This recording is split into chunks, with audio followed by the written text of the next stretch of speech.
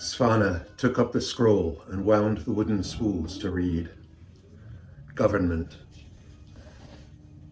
The rational reflective organism recognizes the need for the subjective reflective organism to be governed.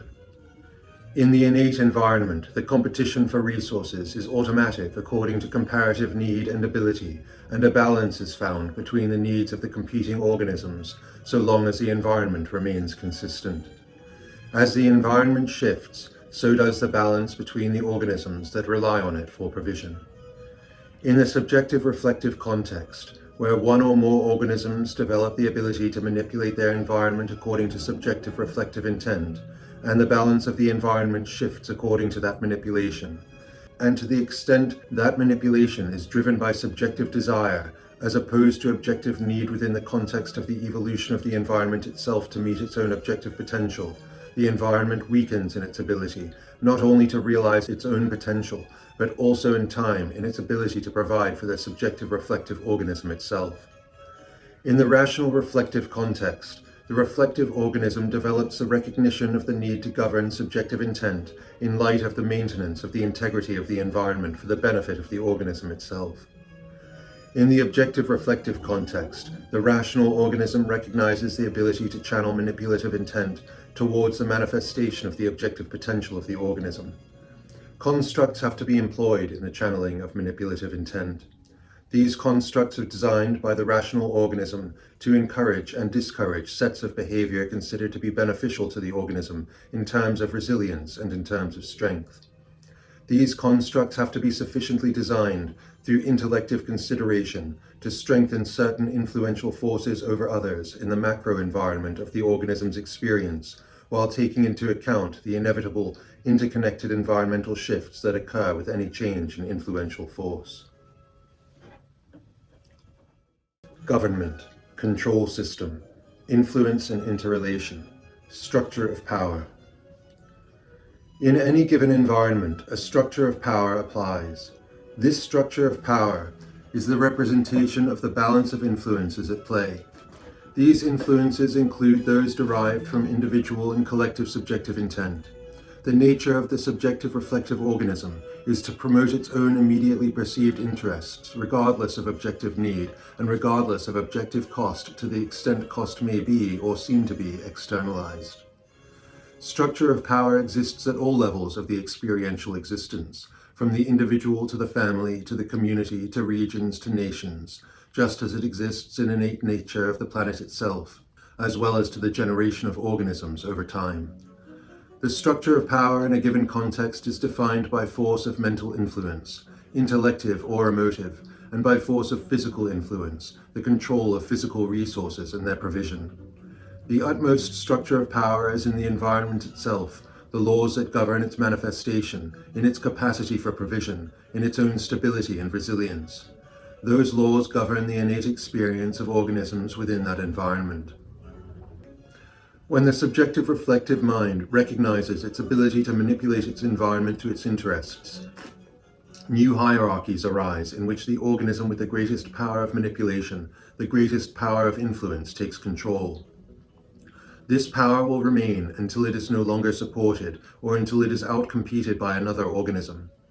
In order to control, the organism will attend to the manipulation of the perception of other individuals as to their interest, as well as control the physical environment and its resources to increase the reliance of other organisms upon itself. When the rational reflective mind recognizes the need to govern the subjective reflective mind, new hierarchies of power arise. The rational reflective mind recognizes that corruptions of the environment, as a result of subjective intent, cause harm within the environment to the interests of the organism. The rational reflective mind must then rein the subjective by controlling its power of influence. Every organism exerts its own sphere of influence. The sphere of influence is registered in the extent and nature of resources that are provided to the organism so that it may engage in the pursuit of its interest. Spheres of influence differ in different contexts. An organism with a heightened sphere of influence in one context may have very limited influence in another context. The extent to which an organism is influential in a given environment speaks not only to the organism, but also to the environment that supports it. Different environments value different organisms to differing extents and for different purposes. Where subjective control has been taken within a given environment, that influence may, through its power, manipulate the perception of other organisms in its environment to increase their perception of its value. In doing so, for as long as the environment will allow, the controlling organism may in fact dictate the value structure to be adopted by the other organisms that fall within its sphere of influence. Such a value structure may align with objective need to a certain extent, but may veer from it to the extent allowed by the environment and by the organisms that are reliant.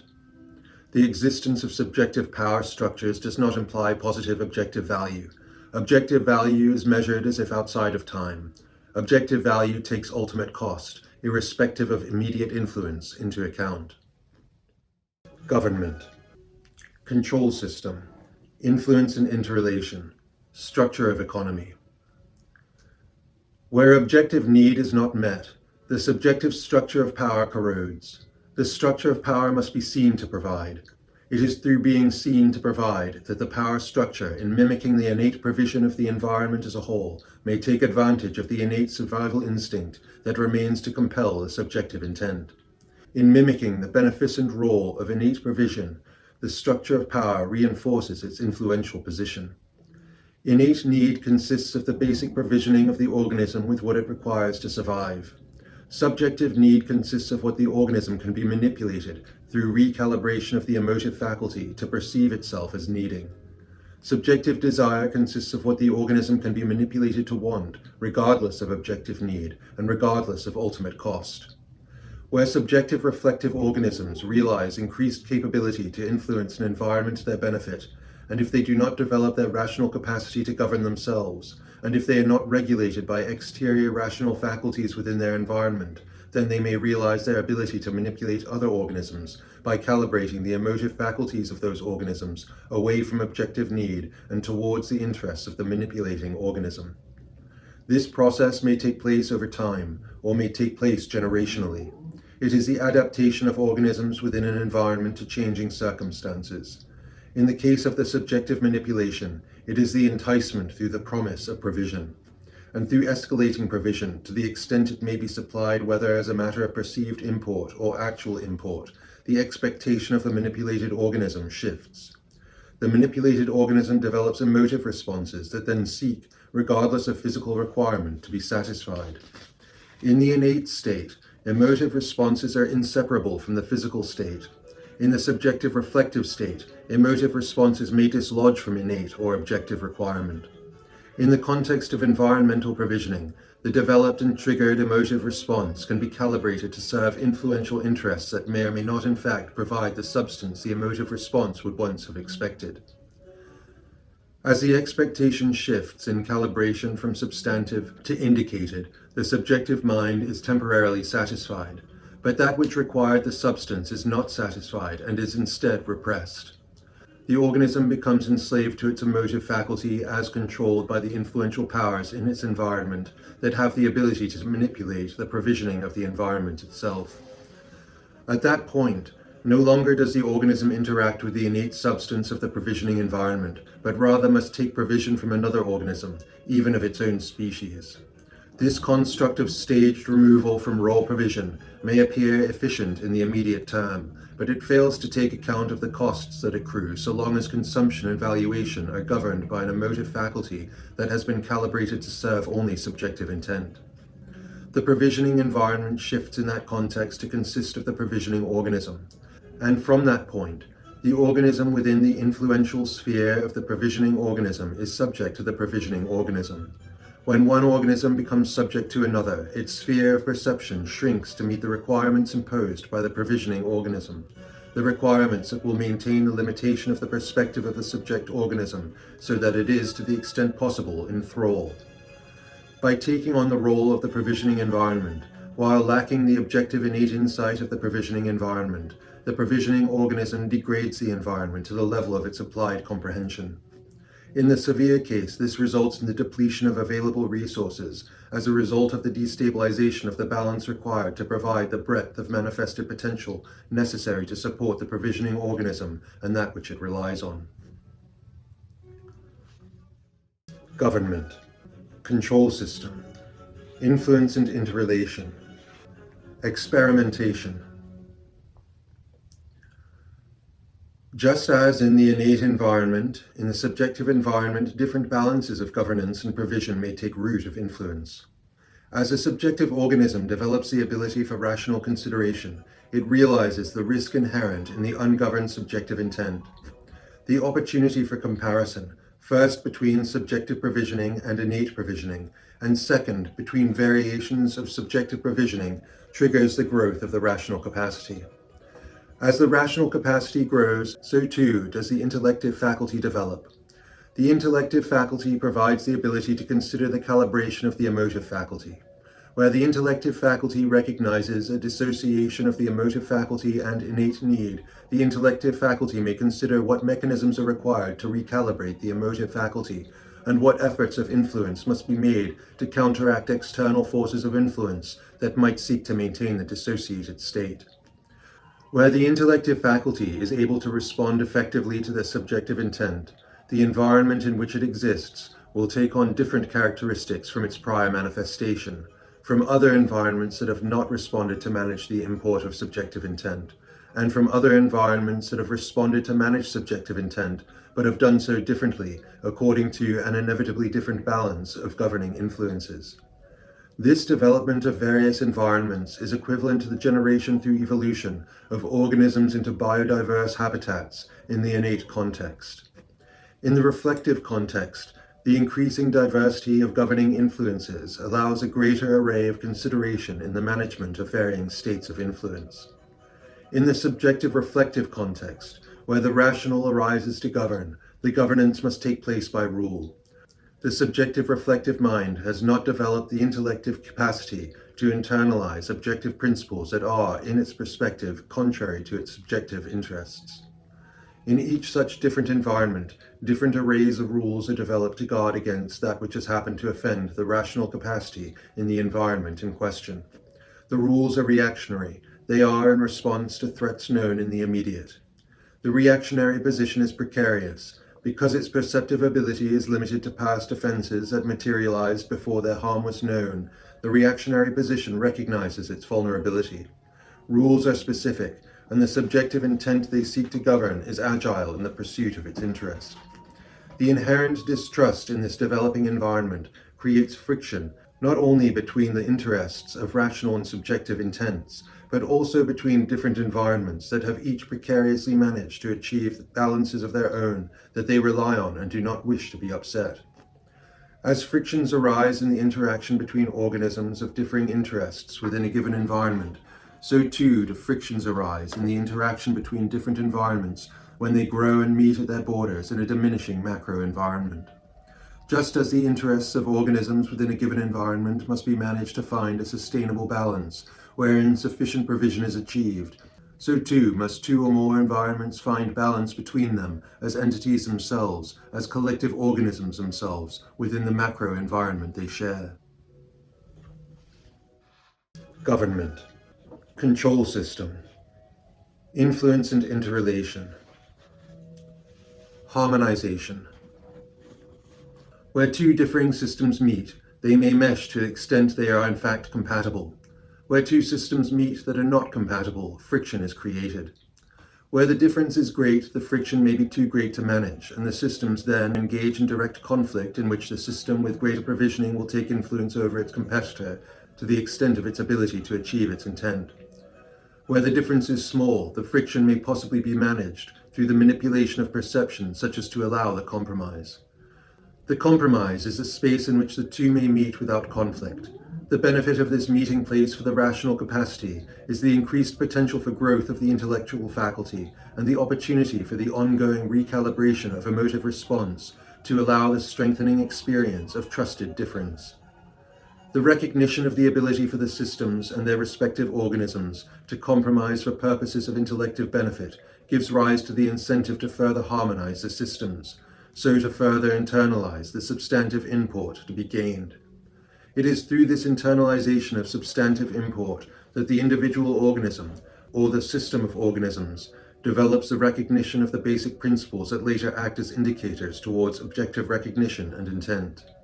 Where two systems come together and harmonize their systems into one, the resulting objective value of the system is only so great as the sum of the parts, as magnified by the potential for growth or for failure resulting from the combination. Where such a combination of systems is taken under the control of collective subjective intent, its threat to the overall environment and to itself and to the organisms contained is increased. In this way, harmonization of systems may be as dangerous as they may be beneficial. If power is combined to the negative, then the monoculture may collapse and all is lost. If power is combined to the positive, then the combination does not develop into monoculture, but into a diversity of influences governed to achieve individually and collectively rational consideration towards the development of the intellective faculty, which itself may lead, through its diversity of import, to objective intent. In either case, friction arises and must be managed. The management must reflect the nature of the managed organisms or systems of organisms, so to hold relevance. Conflict is managed through choices being made as to how they should be handled and what the desired result should be. Government, control system, adversarial and inquisitorial, protection, representations of adversarial mechanism. Conflict, where subjective intent is at issue, is managed through adversarial mechanisms that superimpose the adversarial nature of the innate state with considerations of governance imposed. The consideration of governance represents the development of rationality. In its most basic state, governance is innate and inevitably represents the balance of need and ability in the context of environmental provision. As an organism's ability for rational consideration develops, it may begin to apply concepts of objectivity in its navigation towards its perceived subjective interest. In this stage are the seeds for the later development of objective intent, which follows from the application of rational principles in the subjective context to grow into the application of objective principles through extension to the abstract. The rational subjective intent represents an extension of individual subjective intent into the collective environment. The rational element realizes that within the power of its influence are various environmental outcomes. At a base level, the organism realizes the benefit of environmental consistency. The organism may, through this realization, protect against disruption. This involves managing friction between subjective interests. The management of friction between two organisms in the innate environment is based in submission of the weaker for the stronger in terms relevant to the nature of the conflict. Where organisms live in community, however, solutions based simply in submission grow to offend the rational element. The rational element perceives how mere submission does not take into account all of the factors it wishes to see given influence, and the result does not necessarily prove to represent the result the balance of subjective interests desire. As the rational element develops, it may begin to realize that the management of friction through submission results in outcomes that are not only not what the subjective intent desires, but with the development of objective interest are also recognized as contrary to that. So as to avoid the imposition of subjective intent in considering the subjective context, the rational element must introduce agreed guidelines by which all must be governed. The submission then is to what may be perceived to be an objective element. The conflict may then be fought, and each may represent the pure subjective intent they stand for, and each is considered against the other to determine, according to the guidelines, which must submit and to what extent. The resolution of the conflict is thus borne by the collective, and the organisms must abide. The adversarial system checks itself, but is limited in its ability by its limited perspective, and the result, objective to the extent of its rationality, ultimately is required to satisfy only the extent of the collective subjective intent. The adversarial system allows the intent of the conflicting organisms each to be heard and measured according to the process of common guidelines that each has submitted to separately and for purposes of their own subjective interest in maintaining the current balance of the collective system. Where the collective system itself is shown through inadvertent result to not achieve a desired result, the system may allow the same process, mirrored upon innate competition, to analyze and decide upon what shifts in guidelines are most likely to better bring about the desired result. The adversarial system attempts to mimic the innate in the management of competing interests. Whereas the innate system operates as a matter of basic survival among all organisms in an environment, the adversarial system operates in the collective subjective environment through the subjective choice of collective outcome. Government, control system, adversarial and inquisitorial. Protection, externalities of adversarial mechanism. While the intent of governance is provided through the channel process of adversarial deliberation, the process is itself rooted in the subjective, in the magnification of the innate survival instinct into a reflective context. The nature of the system thus reinforces the subjective state through the emotive import of innate conflict and through its maintenance of the subjective state at the collective level. While mimicking the innate state recognizes the inherent value of the selective process, it also carries forward the inherent conflict of the selective process, while magnifying it to hold collective intent. The functionality of the adversarial mechanism breaks down because, even though collective, it is a representation of subjective intent. The focusing of the adversarial nature of innate existence into the subjective context allows collectives to compete as if individuals. Collectives may maintain the adversarial mechanism only so long as a sufficient proportion of individuals within that collective maintain submission to the common guidelines. Where the common guidelines, being themselves representative of interests developed through prior success within the adversarial mechanism, begin inevitably to favor certain sectors within the collective over others, the unfavored can either submit to guidelines or challenge them by resorting to innate competition. The maintenance of the adversarial mechanism is a maintenance of the innate condition. By disregarding the division inherent in the innate mechanism, and by increasing that division through the maintenance of the adversarial model, the collective exists always in a latently fractured state. Coherence in the collective is achieved through the institution of actual benefits applicable to the entire range of the collective. Where the collective is weakened as a result of internal fracturing resulting from the maintenance of the innate adversarial state, and the failure to provide for either innate need or developed subjective desire, the collective's ability to apply itself as a singular organism in response to a common threat is decreased. Government, control system, adversarial and inquisitorial. Coordination, representations of inquisitorial mechanism. Where the adversarial looks to the competitive innate, the inquisitorial looks to the concerted objective. The inquisitorial mechanism is the spurring of the horse to the singular will of the rider. The horse cites the objective the rider provides. Its limbs move for that. Its nose points. Its breath thrusts. Its ears turn forwards. Its tail streams behind. The inquisitorial relies on the provisioning of the single purpose. The focus is not on what can be secured, but rather on giving, on the coordination of the collective to the singular purpose of overarching intention. The inquisitorial is a mechanism of the rational that has caught sight of objective. It is the surpassing of the innate state into resolution of purpose, into collective intent. The objective is the ascertaining at a single point the balance of conflict. It seeks resolution through investigation and awareness. It is allowed where shared principle has been achieved. Shared principle is possible only when a state of evolved balance has been accomplished. Evolved balance requires consistency, the ability through knowledge of actual experience to trust. Consistency is the state of the positively evolved ecosystem, the ecosystem that has flourished without conflicting disruption into a state of diverse interconnected balance. Where the adversarial manages through the multitude of rules to cover all potentials in the absence of principle, the inquisitorial manages through principle and assumes a commonality by which the principle is held. Government, control system, adversarial and inquisitorial.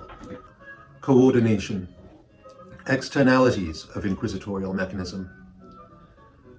The principle is held only so long as, and so far as, the integrity of the system is preserved. Where the inherent evolved coordination of intent decreases, whether through corrosion from within or through disruption from without, the assumption of commonality may prove insufficient. The state in which the inquisitorial mechanism applies is a state of security, as relative to the subjective reflective adversarial state, or the innate state. It is a state of profound transparency and trust. Where uncertainty increases, trust diminishes. Where trust diminishes, the assumption of shared principle becomes dangerous. Coordination of intent must be reinforced and maintained. The evolved state of shared principle exists as a result of preconditions being met. As those conditions are met, coordination gains and friction decreases. The evolved state may only be taken as secure so long as the underlying preconditions continue to be met. The integrity of the organism is lost when it assumes the evolved state. In assuming the evolved state, the organism becomes complacent in meeting the preconditions. As the preconditions begin to fail, the organism continues to apply the framework it is familiar with, that of the evolved state. But the actual alignment of coordination has begun to fail as a result of the failure of the organism as a whole to remain actively in pursuit of the original intent, the potential of the organism as a whole within its environment. The integrity of the organism is lost when it fails to manage its environment such that it becomes subject to disruptions.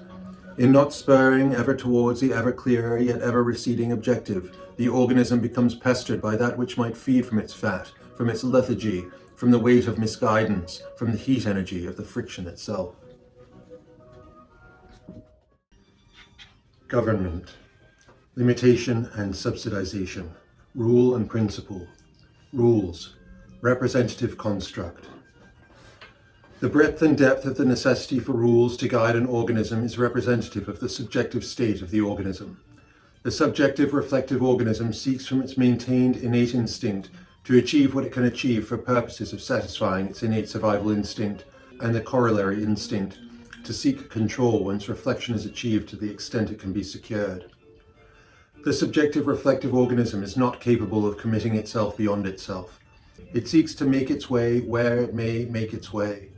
Coordination is limited to and guided by subjective interest. The subjective reflective state is agile in its grasping, but it extends to the present and in the long shadow of its past. Where the rational develops and applies itself to manage the diverse extensions of the subjective reflective intent, it must attempt to channel the energy of that intent. The intent will go where it will be allowed to go. It is not yet capable of self-governance, the root necessity for guidance by principle. And so a rule must be made for every infraction, and with each changing circumstance, old rules become obsolete and new rules must be developed in response, but always in response, always reactively. It is in that response that the strain of growth exists from the subjective to the objective state. It is that transference that the rational element must solve. It must constrain the subjective for long enough that the organism may internalize patterns of provision that give rise to the development of the rational mind. Government, limitation and subsidization, rule and principle, rules, subjective certainty. The adversarial construct favors rules. Rules provide certainty. Rules are static. Rules can be seen, which means they can be avoided. The adversarial model, based in innate competitive instinct, will always feed on itself, will always exist with the corrosive element of distrust present in all facets of its interaction. But the adversarial model, only one stage removed from the innate state, is familiar with friction. It is more familiar with friction than with harmonization. Because there is no trust, other than that all will act each for its interests, and because the organism only knows its interests and the state of its own pursuit, it projects that intent to ascribe it to all. And it is, in the pure subjective context, correct to do so, to a greater degree than in the innate state, in which reflective magnification of intent is not developed. Because of this familiarity, the adversarial model embraces a friction and employs it. The friction keeps it lean. The friction is in the process that allowed its own development over the course of its subconsciously known experience. But the response to the friction grows, and while it may guide towards internalization of pattern and the generation of interactive reliance and complex interconnection, it may also grow towards complication and stagnancy. It may grow to suffocate the organism's movement. It may grow to consume the organism's thought, such that the organism then exists simply to navigate a structure that has grown to convolution. Government, limitation and subsidization, rule and principle. Principles, essential comprehension. The employment of channeling by principle requires mutual awareness of and mutual aspiration towards a shared objective beyond the individualized subjective intent. Where costs accrue in the course of the pursuit of the principle, they may be weighed against the principle. The costs diminish as the organism aligns its manipulative energy with the intent of the principle. The principle is accepted as within the subjective interest. The organism governs its own subjective intent through rational alignment with the principle. As the organism develops within the context of the principle it becomes familiar with, that state and its emotive experience calibrates to the pursuit of the principle.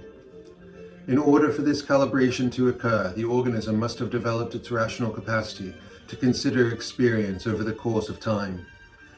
The organism must live not only in the present, but also in the light of the past, so as to consider the future, the repercussions of the value set employed. The organism must internalize considered awareness of the patterns of its individualized and collective state. Through that internalization, essential comprehension of the principle can be gained, such that self-governance may be deployed to increasing depth and breadth. Government. Limitation and subsidization, rule and principle. Principles, objective certainty. Effective establishment of principle must be accomplished by decreasing scale of import.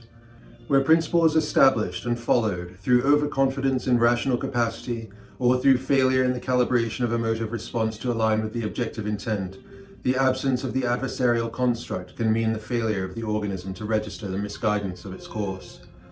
Where an organism, whether individual or collective, pursues a course on principle, the organism relies upon its own capacity for and application of self-governance.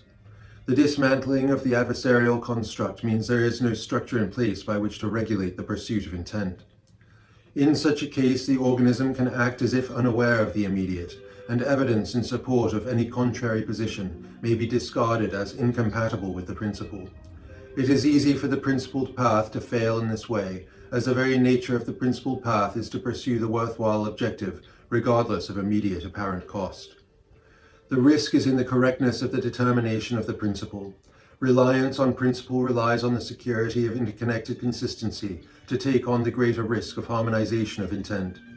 Where there is harmonization of intent, the result is immediately systemic, whether misguided into damage and subjectivity, or well-guided and strengthened towards the pursuit of increasing magnitudes of objectivity.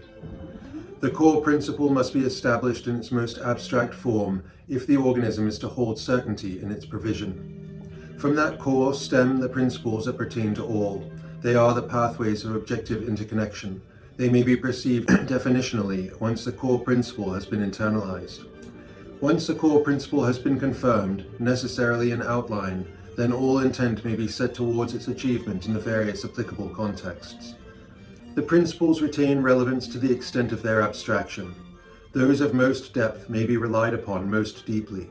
The organism may feel relative but objective confidence in their pursuit.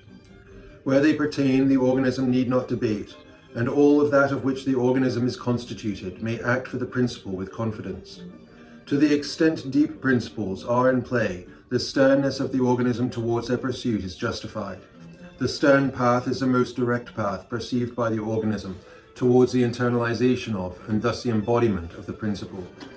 Sternness is the outward expression of objective certainty. It is the expression of the recognition of the past, the present, and the future, of life, death, and rebirth. Government. Limitation and subsidization.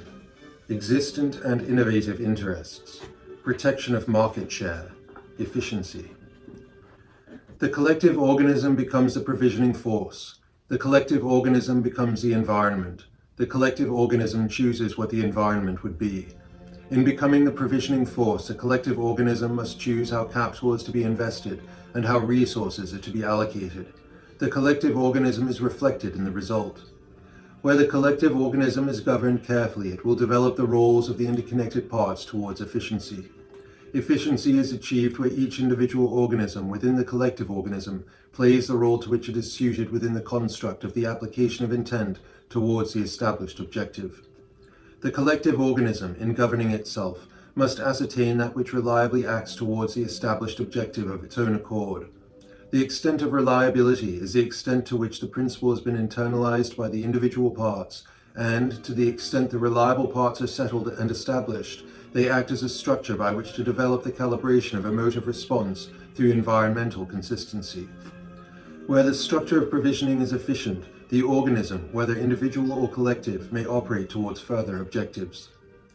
For rational efficiency, relative efficiency over time, the principle must be relatively correct. It must remain pertinent over time. The principle is correct to the extent of its pertinence over time. Its correctness is the measure of its value to the organism in question. The embodiment of intent towards the principle must also be correct. The embodiment of the principle is correct to the extent of its ability to match the intent of the principle and the principle's inherent value. To the extent the provisioning structure is correct, the collective organism benefits from increased ability, not only to achieve the intent of prior established principle, but also from the increased ability, through efficiency, to concentrate on perpetually recalibrating towards further objectives through increased functional understanding. The establishment of controlled stress is possible to the extent the risks of uncontrolled stress can be managed. Increased functional understanding becomes possible through consistency of evolution over time. Through efficient governance, the collective organism allows consistency to develop. Individual organisms within a consistent provisioning framework may calibrate their emotive response towards an expectation that is aligned with the provisioning framework that is in place. As a result, within the collective, adversarial friction is reduced through alignment of interest and then also of intent. Through consistency, individual organisms may feel more secure investing in the manifestation of their intent. The alignment that creates the consistency allows them a decreased risk of investment through recognition that the investment is aligned with other individual intents within the environment. The alignment of intent increases the probability of success in the manifestation of the intent. The manifestation of individual intent towards the realization of the collective intent are the foundations of the realization of objective intent from the subjective state. Those manifestations must be protected from subjective disruption. Subjective disruption constitutes uncontrolled stress and has the potential to decrease the efficiency of collective function. The collective function must seek to govern the maintenance of the provisional structure. Governance of the structure involves testing and strengthening through the imposition of controlled stress. The imposition of controlled stress is to protect against the potential for subjective uncontrolled stress to distort and undermine the integrity of the provisioning structure. The structure must be efficient to the purpose and intent of the collective principle. It must itself channel resources effectively towards strengthening itself in its alignment to better provide for the collective purpose. Where subjective intent is allowed to manipulate parts of the structure to manifest intent that is not aligned with the objective interest of the collective, the structure is distorted from its efficient state and weakened in its integrity. When the structure is weakened in its integrity, not only does it become more susceptible to further manipulation, it becomes more susceptible to collective threat that addresses the organism collectively and which requires collective response to be managed. In the context of the manipulation, the individual organisms that grow within the distortion take their state to be the norm and calibrate their emotive response mechanism according to what they know. Friction is created where intents differ, and because the immediate overall environment within the distorted state is a representation of subjective intent, the ability of the individual organisms growing within that state to transcend their own subjective intent will be hindered, allowing the disruption to grow. When adjustment becomes necessary, the organism must restructure. Not only must it re-establish its alignment with correct principle, but it must restructure all that has been embodied that is contrary to the newly perceived principle, including the structure of provisioning and the emotive response that has developed in that context, such as to produce the newly born costs. While restructuring takes place, the organism must invest attention to the restructuring, and this attention is prevented from application to the development of its comprehension of the objective guiding principle. Government, limitation and subsidization. Existent and innovative interests. Protection of market share, inertia. To the extent the principle, as perceived, is incorrect, and to the extent the organism fails to meet the requirements of the principle, the organism will generate costs which, to the extent externalized, will require later restructuring when the costs manifest and grow sufficiently in the organism's environment to require the adjustment of the organism. In the context of the pursuit of principle, inertia is the degree of the focus of intent towards the state of the present. It is the force that compels against the reaching of the rational mind. It seeks to maintain where the rational seeks to strive. It represents the point at which the subjective force seeks to maintain the present state despite the increasing onset of awareness of necessary shifts. Rather than evolve to meet the shifting need, the pre-existing structure attempts to retain its shape, its structure of provision. It mistakenly seeks stasis rather than consistency. From the moment the subjective begins the process of subverting, through its present intent, the shifting situation of the whole, to meet the shifting realization of the requirements of the principle, the influence of inertia is apparent. Consistency of provision over time allows the development of mechanisms of security, by which the organism may free itself to pursue objectives beyond the immediate in time. But consistency of provision is not stasis of provision. Manifested energy shifts constantly. It is a state of constancy, but a state of constancy and change. In addition, the state of the striving organism, the organism focused on the realization of objective principle, is also a state of constant change. The striving organism can never be content with the situation as it is. The striving organism reflects upon potentials and on the pursuit of those potentials in its manipulation of its environment and in its governance of itself. Where the collective organism fails to adequately challenge its constituent individual organisms with controlled stress, the constituent individual organisms will fail to challenge themselves with controlled stress. In the absence of the imposition of controlled stress to maintain challenge, and where the provisional environment continues for a time to provide, the organism will lose track of the shifting environmental state outside of the secure boundaries of its immediate position. The pre-existing security structure acts as a buffer. The extent of its ability governs for how long an organism may exist contrary to its intent before noticing the security is gone. It is through controlled stress that the imposition of weakness becomes apparent so that it may be corrected. Controlled stress tests a structure for its integrity. Where the integrity is weak, further controlled stress must be employed to structure and strengthen. Inertia arises from security. It is a leftover state that has lost track of the need to strive, by internal intent alone, with the changing external and internal state.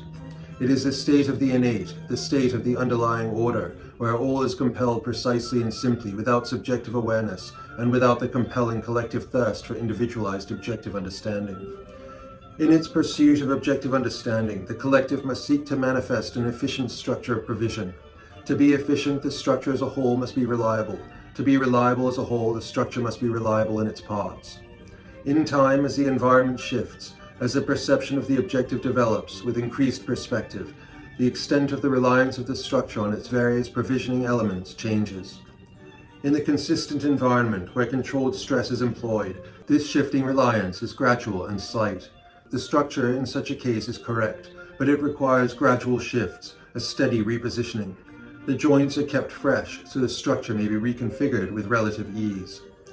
Where a structure has been developed but then left unchallenged by controlled stress, the structure grows apart from the pursuit of the principle. When the collective intent is brought back to bear on the principle through controlled corrective stress, more will be required to fall away as irrelevant, and more must be carved out where contrary. Controlled corrective stress is the necessary response to prevent uncontrolled stress from developing. The further the structure has been allowed to grow in the absence of controlled stress, purpose towards a collective principle, the greater is the traumatic result in its correction. Government, limitation and subsidization, existent and innovative interests. Disruptive growth, considered innovation. Consistency of provision can give rise to inertia. It provides the expectation of provision, the assumption of provision. Controlled stress must be employed to prevent stagnancy of intent. The benefit of achieving a state of consistent provision is not so as to assume consistency, so as to allow stagnancy.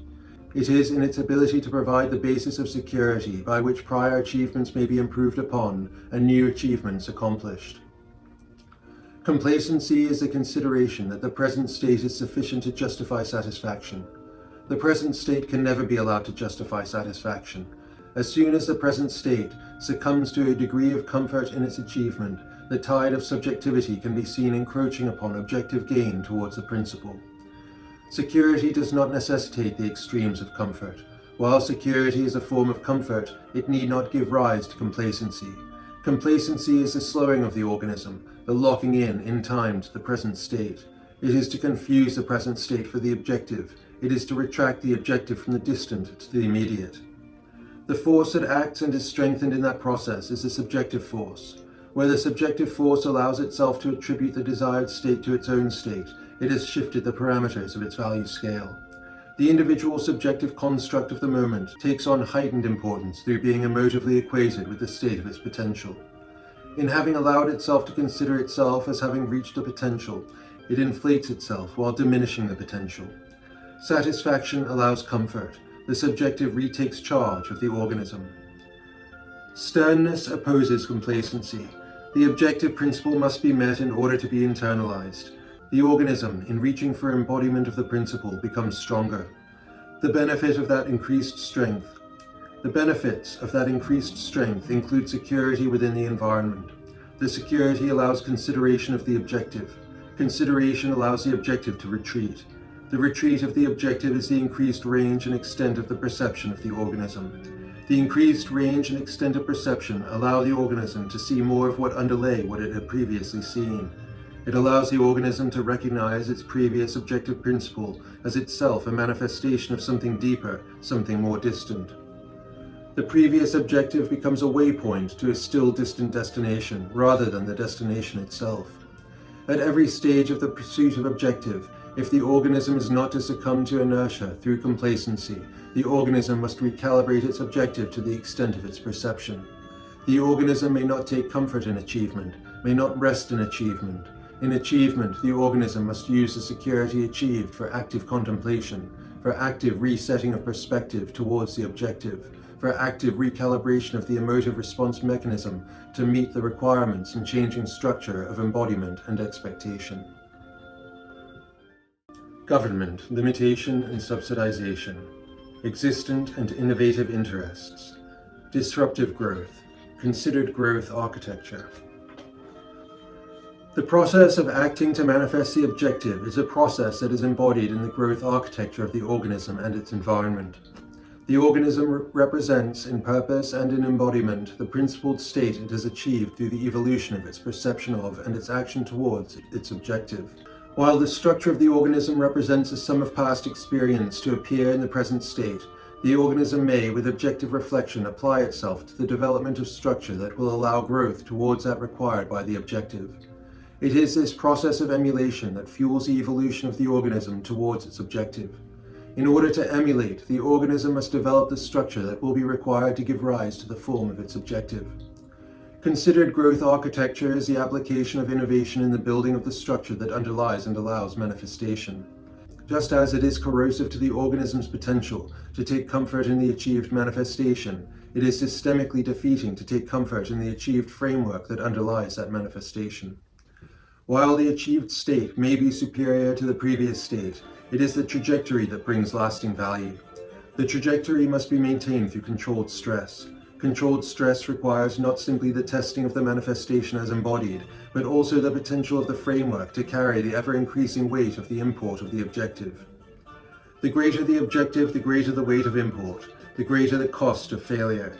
Because the greater objective pertains in relevance to a greater power of infinitude than the lesser objective, more is at risk. The organism must develop itself in sensitivity and awareness, must develop itself in strength and agility, must develop its governance of itself to ensure it is sufficiently focused in intent to make each next step. Achievement must be protected. The prior state is the foothold to the next state. Increasing the resilience of the provisional structure decreases the risk of its failure as achievement of greater import becomes reliant on its consistency. For the structure to allow the organism to grow towards the principle, the organism must focus its resources with efficiency. In the context of structure, this means that the organism must continually prevent needless growth of the structure and must constantly excise any needless growth that has taken place through restructuring. The organism must consider this process of governance carefully, to make sure that what it prevents and excises are in fact inconsistent with the pursuit of the objective. They must be tested against that purpose with controlled stress. If they can demonstrate their consistency, then they may be treated as resources of consideration within the larger context of the organism. If they cannot demonstrate their consistency and prove misaligned or contrary to the intent of the pursuit of the objective, they must be restructured. Because no part of the structure can be considered sufficient beyond its meeting of current circumstances, the organism must understand that the structure, just as that which manifests in reliance upon it, must be in all respects continually maintained. This means continually restructured as necessary, whether in relatively minor or relatively major contexts. No achievement of internalized manifestation is possible without the involved growth of underlying structure. Evolved manifestation may not be expressed where the underlying structure is not already in place to express it. The individual organisms that make up the collective organism must be aligned in intent, aligned in purpose. It is their efficient, interactive functioning that gives rise to the security the collective organism experiences, such that it may further build the provisional structure to supply ever-increasing capacity towards the objective. Government. Conclusion.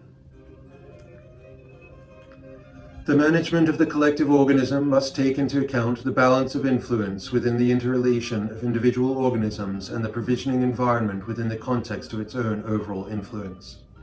In managing the balance of influence, the collective organism must appreciate that different balances of value equate to different outcomes. On this basis, the collective organism, if it is to pursue its potential towards a state of increased objective value, must align perception of value with objective need. Any alignment of value involves conflict between competing influences.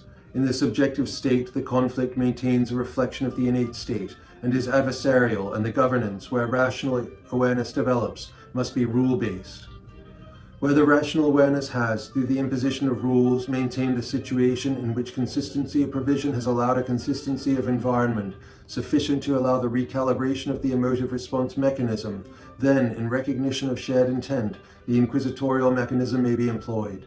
The inquisitorial mechanism reflects the shared intent in the concerted effort to establish consistency with the shared principle towards which the shared intent is directed. In the process of developing towards its objective, the collective organism must be careful to invest its resources towards the objective and to avoid the imposition of the subjective force through elements that would seek to crystallize their present state as a matter of perceived self-interest. The collective organism, to transcend the subjective state, must recognize the elevated state of the objective and take it upon itself and upon its individual constituent organisms to avoid complacency through achieved security. The collective organism must constantly, sternly attend itself to its strengthening of purpose and its resilience against that which would corrode the attainment of potential. This means a perpetual attendance to the development of the provisioning structure to allow further development towards the potential while avoiding the increasing risks entailed in failure through complacency.